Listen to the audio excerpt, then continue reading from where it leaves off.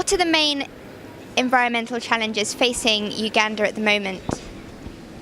Climate change is a reality in Uganda. We have in recent times experienced landslides. Landslides in Bududa, it buried people alive, and we had very many internally displaced as a result of this climate change. We have had floods and droughts with very frequent severity, something we never experienced before.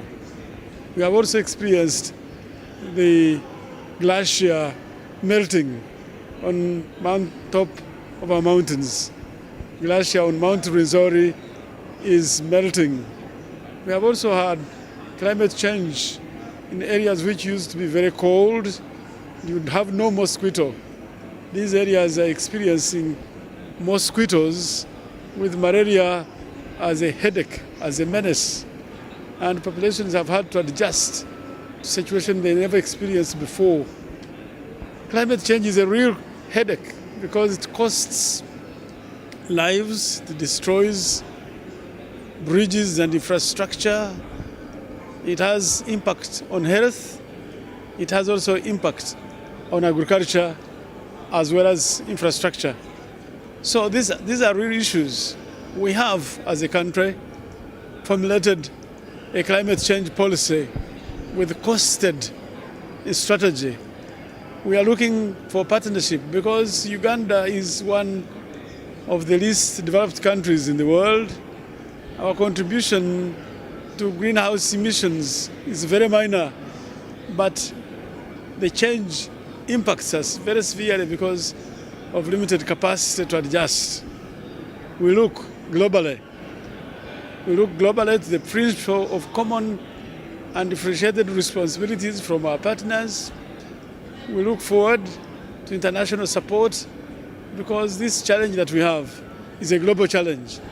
It is a global challenge which impacts the whole world, but when it comes to least developed countries, the impact is even more profound because of limited capacity to deal with them. On the subject of this limited capacity, developed countries have been pretty slow so far to deliver climate finance. Do you think that this has affected the levels of trust between countries as they come to try and secure a climate change treaty in 2015? Our experience in relating to development partners, it takes time by the very sheer systems in accessing funding and the mechanisms for accessing funding. That's why GEF, with its environmental facility, is a very excellent mechanism, and we have benefited. We have benefited from GEF funds in a number of projects. We have benefited from the World Bank, USAID, African Development Bank, and quite a number of developing partners. But the mechanism is slow. It's not that we don't trust them. It is just we have to engage them actively. We have to engage them. What alternative? This is a reality. The scientific evidence is very clear. We have to address climate change for us and the future. And as you look into sustainable, for us, talk about sustainable development, development for us and future generation is not possible unless we address the result, the reality of climate change which is on us. It affects both developed and developing countries. We have been seeing how climate change has affected the Americans. We have also seen how climate change has affected the Philippines, how it has affected us, which clearly invites global action. And that means developed and developing countries must come together, must work together, because we are addressing a common problem.